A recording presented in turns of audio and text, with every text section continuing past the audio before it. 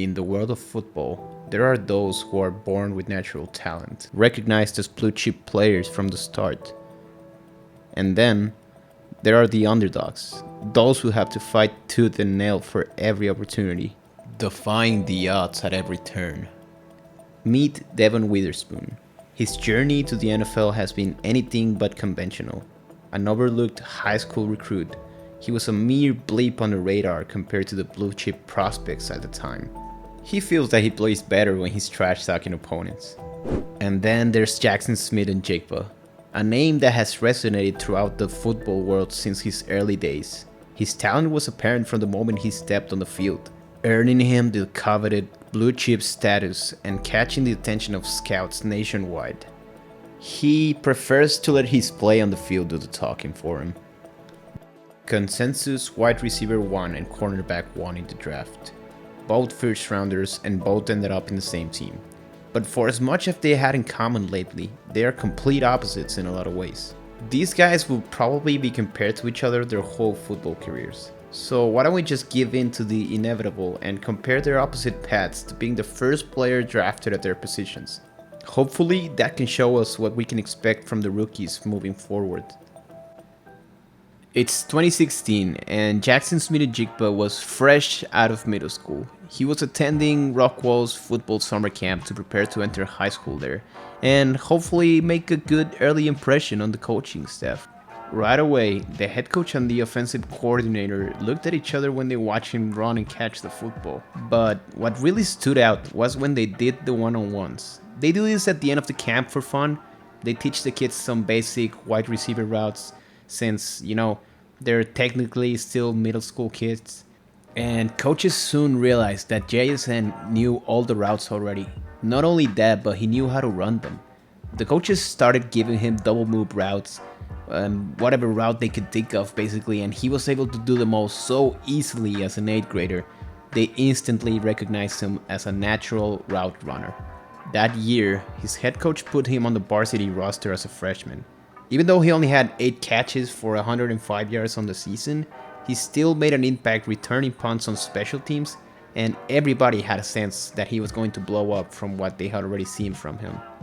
Witherspoon, on the other hand, he's a year older than Jaxon, so he was already a sophomore in high school, and he had, in his own words, I had hoop dreams now. For sure, I wanted to be on that court. He played point guard for the Pine Forest High School basketball team in Pensacola. And at the time, basketball was his main sport. He had no intention of playing football. Witherspoon was focused on a completely different sport, and his football journey had yet to begin. Meanwhile, Jaxon had been playing football since he was 3 years old, catching passes from his brother and training with his dad, a firefighter in Dallas who used to play football. The crazy thing is that not even from day 1, from day 0, he had the respect of all his high school coaches. He just didn't have the size yet to be a starter for the varsity roster in Rockwall. 2017 rolled around and Witherspoon, now a junior in high school, was at a crossroads. He still played and loved basketball, but his mother asked him to give football another try for just 1 season. I guess she thought he had a better chance of succeeding in another sport. At first, Witherspoon was hesitant about it. He thought he had a future in college basketball, not football. But this was his mom, the woman who raised him, his brother and sister by herself, working long hours as an EKG tech. Then and now, Witherspoon will do anything she asked for. So he honored his mother's request and gave football another try for just 1 season. And Witherspoon had a pretty good season picking up the game of football again.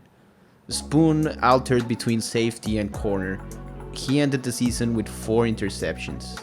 But when his junior year ended in a loss to his high school's rival, he knew he had to come back to play his senior year. And thus, he was hooked. That was the moment his new sport became his main sport. Now, back to Jaxon, who was now a sophomore in high school. Coming off a growth spurt, he was now ready to get on the field. He became a starter for Rockwall and had an outstanding season, finishing off with 83 receptions, 1,300 yards, and 9 touchdowns. Jaxon had now broken out against Texas high school football's most competitive schools and proved to everybody that he wasn't all hype. He was the real deal. Fast forward to 2018, Witherspoon was now a full-time starter and had switched positions completely. He was now a ball hawk cornerback, so passionate that he elevated his teammates and defense around him. He ended his senior season with 79 tackles, 9 pass breakups, 7 interceptions, and 2 touchdowns. The Pensacola News Journal named him the Florida Panhandle Area's High School Player of the Year. He was one of the flashiest and most outspoken players on the field, but don't get it twisted, he was the opposite of selfish.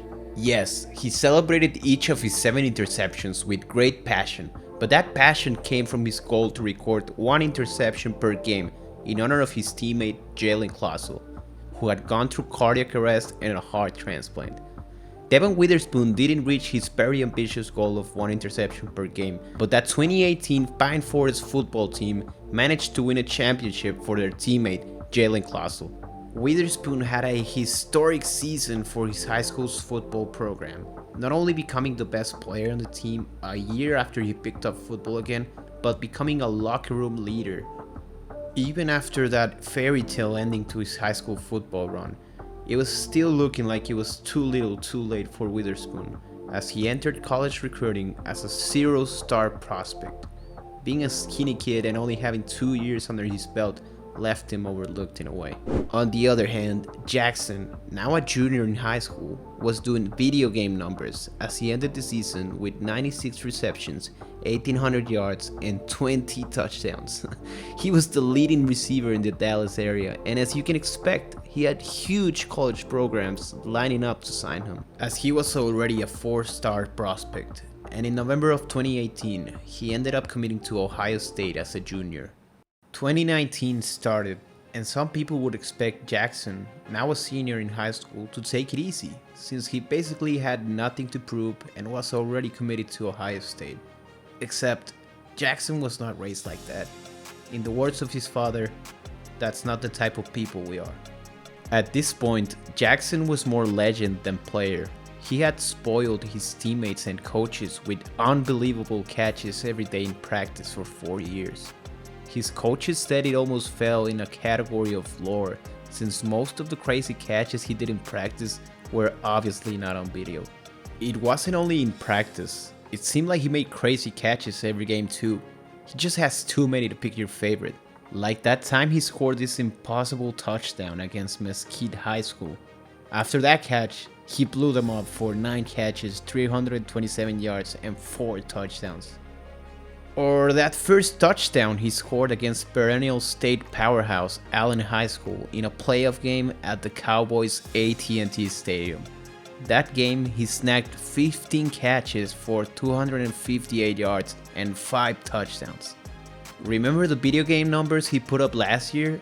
Oh yeah, he beat those like it was nothing. He finished his senior season with 109 catches, 2,132 yards, and 34 touchdowns. He went from being a 4-star recruit to a 5-star recruit and finished as the number 5 ranked player overall in the state of Texas.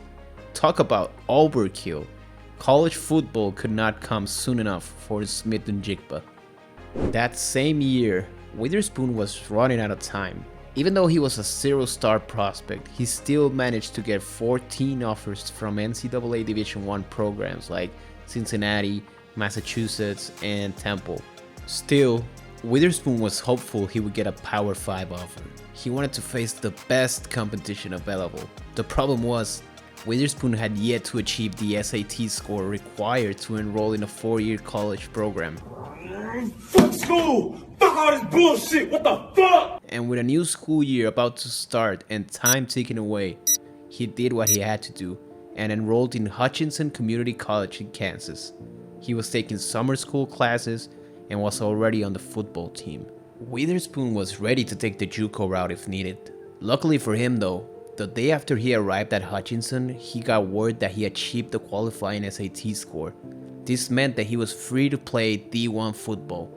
The news led to Illinois secondary coach Kenyatta Hudson to insist to head coach Lovie Smith to strongly consider signing the Pensacola High School Player of the Year. And so they did. They offered him their last scholarship. And thanks to that, instead of junior college, Devon was joining the Illinois 8 days after the start of their 2019 training camp. When Devon arrived at Illinois, he walked in and his teammates eyed him for the first time.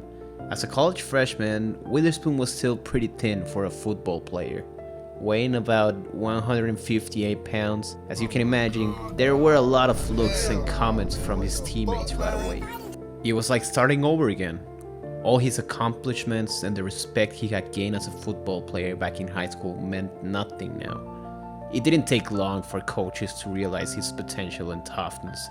He made 13 game appearances and started 3 games at cornerback. He was the only true freshman to start a game for Illinois in 2019. He instantly became a special team standout as a freshman by leading the team in special team tackles and kickoff tackles. He finished earning the respect of his whole team with this play right here.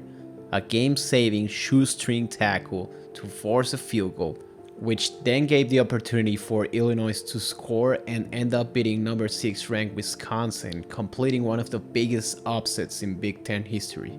He finished the season with 33 tackles and 2 pass breakups. It wasn't pretty, but Spoon managed to make an impact as a freshman and things were looking up for him.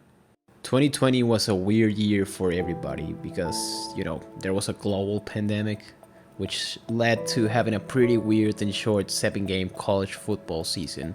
And even if it was a short season, this was a good step forward to Devon Witherspoon. He became the starting cornerback for Illinois as a sophomore. Illinois head coach Lovie Smith had big praise for him, calling Devon probably the toughest guy on our team, pound for pound. That skinny guy everybody doubted? Yeah, he hit like a linebacker. He's one of those players that being physical comes natural to him, since he was always thinner than almost everyone he competed against. No matter the sport, his aggression and toughness had to make up for the size difference. Spoon ended the season with 31 tackles, 2 interceptions, 2 pass breakups, 1 tackle for loss, 1 forced fumble, and 3 fumble recoveries. Keep in mind, this was all in 7 games. A really good season for a first-year starter. On the other hand, Jaxon, keeping the contrast bit alive, didn't really have a good season. He had, understandably, some trouble getting on the field his freshman year in Ohio State. Whether it was the pandemic, adjusting to a new level of football, or the fact that he was sitting behind 3 first-round receivers in Chris Olave, Garrett Wilson, and Jameson Williams. He didn't start a single game, and finished the season with 10 receptions for 41 yards and 1 touchdown. But boy did he make that first touchdown count. He flashed his ability to make absurd catches and wowed everybody in that stadium, giving Ohio State fans a taste of what was to come. It was clear by how he looked on the field that he was ready for a bigger role in the offense next season. Now, if you know even a little bit about Jaxon Smith-Njigba, then you know what's coming up this year. But let's start at the beginning of the season to get the full picture of the 2021 legendary Jaxon Smith-Njigba season. With Chris Olave having a surprise return to Ohio State as a senior and Garrett Wilson cemented as the other outside wide receiver, Jameson Williams figured out that Jaxon Smith-Njigba was better suited for the slot receiver role than him.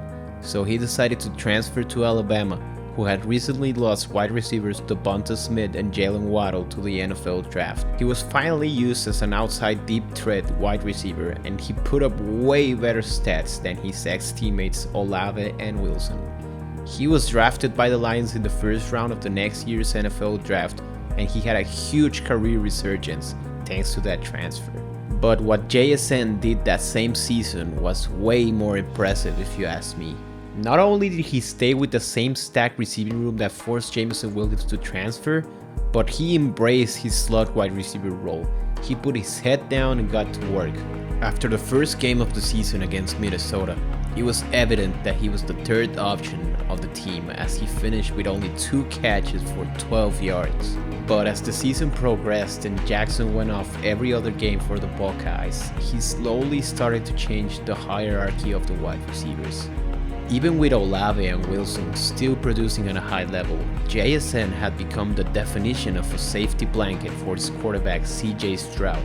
and by the last stretch of the season, it was starting to become clear that Jaxon Smith-Njigba was Ohio State's #1 receiver. He had the perfect opportunity to prove that in the Rose Bowl after his teammates Olave and Wilson both opted out to prepare for the NFL draft. He was finally let loose and he was targeted 16 times for 15 catches, 347 yards, and 3 touchdowns. All 3 stats were Rose Bowl records and he deservedly was named Rose Bowl MVP. The 347 receiving yards was also an all-time bowl game record, school single game record, the second most in Big Ten history, and the 5th highest total in NCAA Division I history. He finished his legendary 2021 season with 95 receptions for 1,600 yards and 9 touchdowns, breaking records left and right after he showed Ohio State fans a glimpse of what they could expect from him next season now that Chris Olave and Garrett Wilson were no longer going to be there.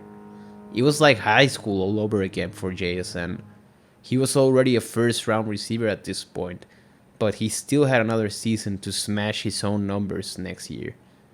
Everything after this season was just icing on the cake. For Devon Witherspoon, it was more of a season of growth than glory. Witherspoon had finally changed his diet after his DB coach suggested him to. Spoon has this crazy fast metabolism and his diet used to be centered around fast food, which explains why he was so skinny, but now he primarily focused on gaining weight. Witherspoon was starting to emerge as a lockdown corner, as he had pretty good games like the season opener against Nebraska, in which he had 4 pass breakups, including the game-sealing pass breakup. Spoon ended up starting 10 games at cornerback. He missed a couple of games with a banged up shoulder from a big hit he laid on a slant route against Maryland.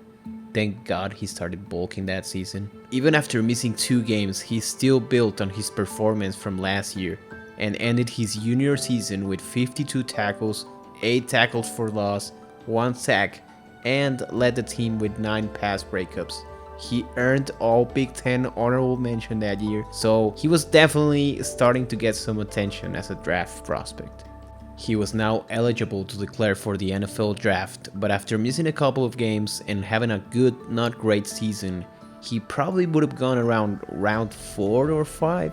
So he decided to bet on himself and return to Illinois for his senior season, in hopes that he could better his play and raise his own draft stock.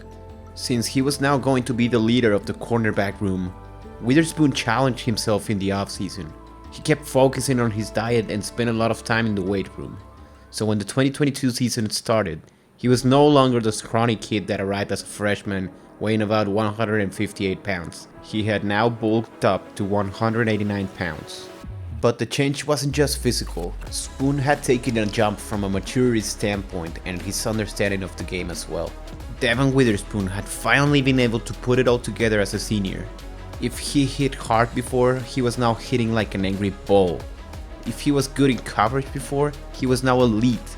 If he anticipated plays before, he now looked like a psychic on the field. He only allowed 22 catches for 200 yards the whole season. He gave up no touchdowns, he gave up only 1 catch in press coverage, and opposing wide receivers averaged 3.3 yards per reception against him. Not to mention his 24.6 passer rating allowed was the best among Power 5 corners. Illinois managed to get 8 wins for the first time since 2007, thanks in huge part to their defense, as they ranked pretty much at the top in most defensive categories. Witherspoon ended his legendary senior season with 40 tackles, 2.5 tackled for loss, 3 interceptions, and 14 pass breakups. He was quickly rising up everybody's draft boards and was regarded by most as the best cornerback in the draft after the season he just had. Now let's go back to Jaxon Smith-Njigba, who in 2022 had huge expectations on him, and deservedly so. He had a record-breaking year last season when he was competing for targets with Olave and Wilson, but now that they were both gone, as a junior, he seemed destined to have even better numbers. His coaches had a plan in which the entire offense will be built around his skill set as a slot receiver. His teammates had a plan in terms of how important he will be for a program trying to get back to the college football playoffs. The expectation for some people was for Jaxon to become the greatest Ohio State wide receiver ever. First game of the season starts, Ohio State against Notre Dame. It's the first quarter, and Jaxon Smith-Njigba not only receives a questionable big hit, but his leg gets stuck on the turf, causing Jaxon to injure his hamstring. He didn't return to the game, but at the time, the injury was considered minor. His coach even said he hoped to have him back the next couple of weeks. What followed was an injury-riddled season for Jaxon as he fought back to come back to play with his team but kept re-aggravating his hamstring for returning too soon. A year supposed to be filled with excitement was instead replaced with frustration and a feeling of what could have been. Football fans and media can be extremely greedy sometimes. It's always been a "what have you done for me lately" type of treatment for the players. People were still questioning his motives to not play, especially at the end of the season when they needed him the most against Michigan and Georgia in the playoffs. Some people in the media claimed that he was healthy enough to play, but that he was saving himself up for the NFL draft. His family was hurt by those comments. His brother even called out these reporters on Twitter.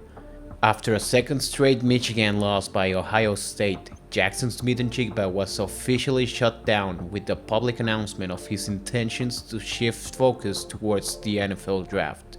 Fans were obviously upset with the announcement. A lot of people really thought that he was faking an injury.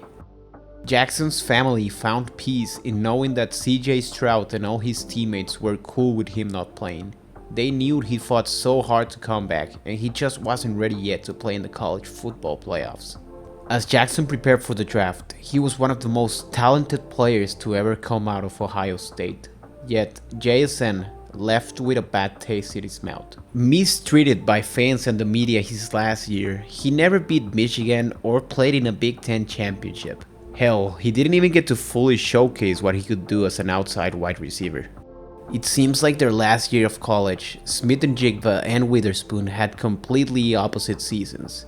Spoon had his best season yet, making him a first-round prospect and earning the respect of everybody, while Jaxon had to fight adversity in the form of injuries, not reaching expectations, people talking crazy, giving him a bad rep, and his draft stock being lowered. We finally arrived at the 2023 NFL Draft, and Seattle holds the number 5 and number 20 picks. Seahawks fans were hoping to get either one of the top 3 QBs or one of the elite defensive linemen with the number 5 pick, but instead they went with Devon Witherspoon, who they were in love with and had his eye on him all along. The reaction from fans wasn't the best, since D-line seemed like the obvious choice, especially with Jalen Carter still on the board. In their eyes, it was a greedy pick. They didn't really need a cornerback since the Seahawks drafted a Pro Bowl cornerback in Tariq Woolen last year. Pick number 20 arrived, the Seahawks selected Jaxon Smith-Njigba, and the reaction from fans was insane. Everybody was so happy that we got to draft him. Nobody had anything negative to say about the pick. And if you were still upset about the team not taking Jalen Carter at 5, this pick more than made up for it. The Seahawks left the draft with the cornerback 1 and wide receiver 1. These two players could not have had a more different path to the NFL draft. The crazy thing is, they wouldn't have ended up on the same team if their last college season didn't happen exactly like it did. If Devon Witherspoon had declared for the NFL draft as a junior in 2021, who knows if Seattle would have taken him without the elite season he had in 2022. And if Jaxon Smith-Njigba didn't have his nightmare season filled with injuries and actually had been able to have an encore of his 2021 season like everybody expected, he probably would have been a top 10 pick and Seattle wouldn't have a chance to draft him since they couldn't afford to take a wide receiver with the 5th pick. Now fast forward to today and it's like they're both ending high school all over again. Everybody believes Jaxon will be the next great wide receiver, while people are already skeptical about Witherspoon just because of a video of a minicamp rep he lost. It's like people forget he was drafted 5th overall, and honestly, I wouldn't have it any other way. We get to see these two compete and bring the best out of each other for years. Witherspoon can overcome any doubters, and Jaxon can continue to reach expectations. These two players have had contrasting football careers with wild success of their own. But now that their paths have finally crossed in what seems to be destiny, will they be able to combine their skills and achieve what they couldn't do in college by winning a championship for Seattle? I guess only Father Time will tell.